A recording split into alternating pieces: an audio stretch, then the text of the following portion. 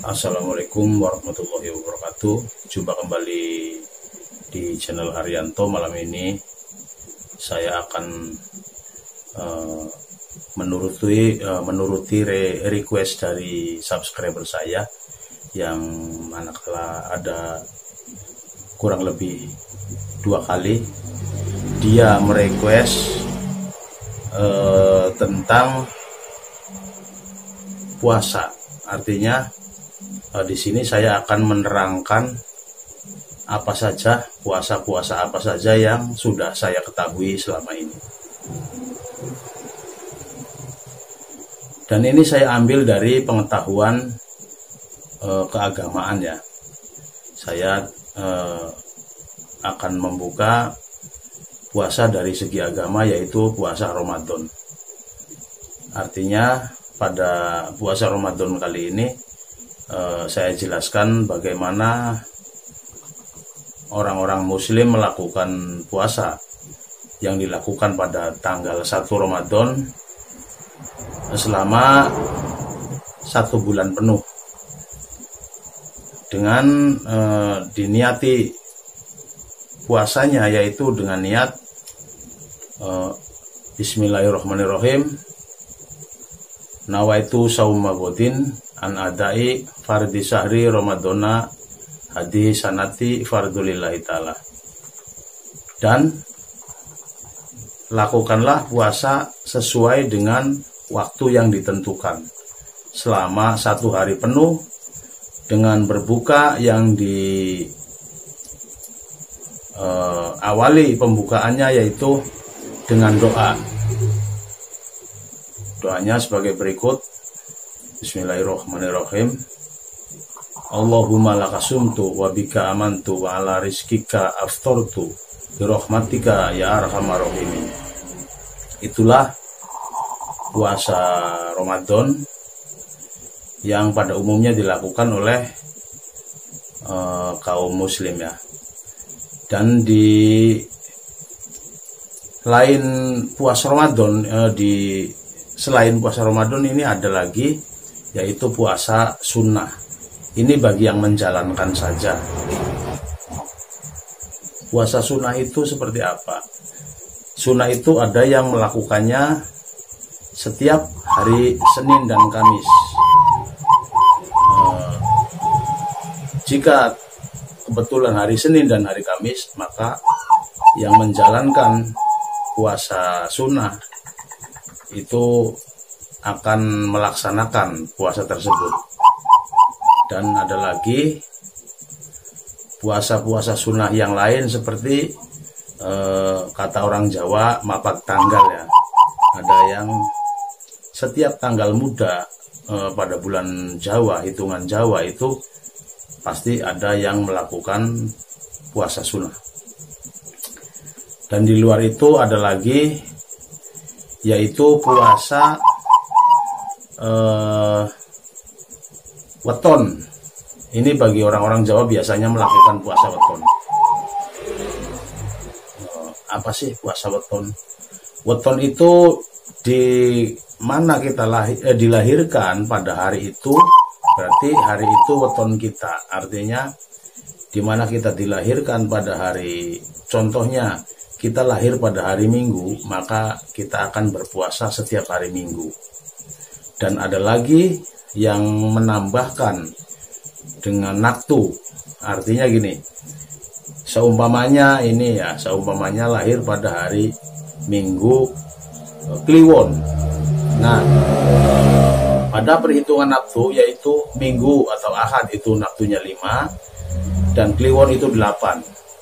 Jadi dihitung dari hari Ahad Kliwon itu berarti 8 dengan 5, jadi 13. Berarti orang yang melakukan puasa weton tersebut akan melakukan dengan puasa selama 13 hari.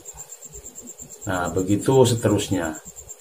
Jadi di sini saya akan menerangkan di luar puasa weton ada lagi, yaitu puasa hajat. Puasa hajat itu namanya puasa yang didasari dengan keinginan, yaitu Contoh, seumpamanya saya ingin menjadi seorang tentara dan saya ini sedang mendaftar ke Akabri contohnya, supaya saya diterima, yaitu kadang-kadang ada juga orang yang melakukan hajat puasanya untuk mendaftarkan dirinya supaya diterima. Dan puasa seperti itu biasanya akan ditemukan pada orang-orang yang sedang mempunyai hajatnya. Contoh, ada orang yang melakukannya dengan tirakat atau dengan puasa pati geni contohnya.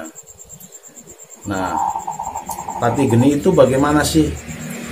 Yang dinamakan puasa pati geni itu tidak makan, tidak tidur, terus tidak boleh berjalan-jalan ke sana kemari, yaitu harus berada di kamar yang kosong atau ruangan yang kosong. Dan kalau malam hari itu tidak ada pencahayaan sama sekali. Itu puasa pati geni atau tirakat pati geni. Dan ada lagi puasa ngelowong. Puasa ngelowong itu akan dilakukan sesuai hari yang ditentukan, entah berapa hari, tapi biasanya dilakukan dengan cara tidak makan, tidak minum, tidak tidur, tapi boleh tidur hanya beberapa menit saja. Itu ngelowong. Dan boleh keluar, tidak boleh jauh dari ruangan yang kita tempati untuk tirakat. Tidak boleh jauh. Hanya sekedar mungkin melepas capek ya. Dan malam harinya juga tidak boleh ada pencahayaan. Ada lagi puasa ngebleng, yaitu puasa yang dilakukan tanpa makan, tanpa minum, boleh tidur hanya sementara beberapa menit saja, tidak boleh lama-lama, dan boleh berjalan-jalan di sekitar ruangan itu, juga tidak boleh jauh-jauh. Ini hampir sama ya dengan yang namanya ngebleng dengan ngelowong, itu hampir sama. Ada lagi puasa mutih. Nah, ini puasa mutih biasanya dilakukan dengan melakukan puasa, boleh makan, boleh minum, tapi makannya nasi yang sudah dicuci supaya sari nasinya hilang dulu.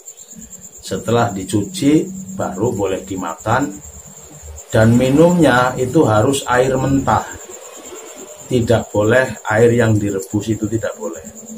Itu namanya puasa mutih. Dan ada lagi kebiasaan orang-orang yang lebih mumpuni ilmunya, dia akan berusaha puasa anggota tubuhnya. Contoh, kenapa anggota tubuh bisa berpuasa? Karena pengetahuan Jawa biasanya diterapkan pada orang-orang Jawa zaman dahulu sampai sekarang itu banyak. Contoh satu, mata kita harus berpuasa. Artinya tidak boleh kita selalu melihat hal-hal yang berbau maksiat. Kita tidak boleh memandang orang sebelah mata, itu tidak boleh. Itu namanya puasa mata. Terus yang kedua ada lagi puasa karsa. Karsa ini keinginan ya. Jadi kita tidak boleh berharap yang berlebih-lebihan. Cukup kita mensyukuri apa yang kita punya saat ini. Itu puasa karsa. Dan yang ketiga, puasa gerana. Gerana itu hidung. Artinya hidung harus berpuasa, tidak boleh menghisap-hisap, mencari-cari kelemahan orang lain. itu tidak boleh. Terus ada lagi puasa lisan atau puasa ucapan ya, ucapan kita harus berpuasa. Kita tidak boleh mengeluarkan kata-kata yang tidak enak didengar orang, apalagi sampai menyakiti orang lain, apalagi berkata kasar, itu sangat tidak boleh. Dan yang kelima ada lagi puasa purusa. Nah, ini puasa purusa ini puasa untuk hawa nafsu kita, artinya nafsu syahwat kita. Kita harus bisa mengendalikan diri dengan mencegah laku bandrek, artinya kita tidak boleh melakukan hubungan badan di luar nikah, atau kita mengumbar hawa nafsu kita, itu sangat tidak boleh. Artinya dilarang keras, ini puasa purusa. Ada lagi puasa lagi, yaitu puasa apa? Puasa tangan. Tangan kita harus berpuasa. Kita tidak boleh menyakiti orang, apalagi sampai berbuat memukul ya. Menyakiti dengan cara mencubit pun kita tidak boleh. Dan tangan kita itu harus selalu digunakan untuk memberi, bukan meminta. Itu puasa tangan. Dan yang terakhir ada lagi puasa anggota badan, yaitu puasa kaki. Kaki kita harus berpuasa.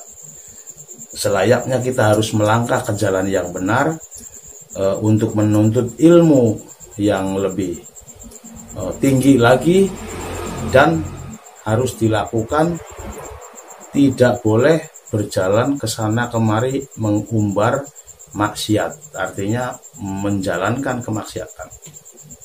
Itulah ada beberapa versi puasa yang selama ini saya ketahui. Namun di luar puasa-puasa lain yang terdapat pada agama-agama lain mungkin lebih banyak lagi yang belum saya ketahui. Maka izinkan saya untuk mengakhiri video ini, saya ucapkan wassalamualaikum warahmatullahi wabarakatuh.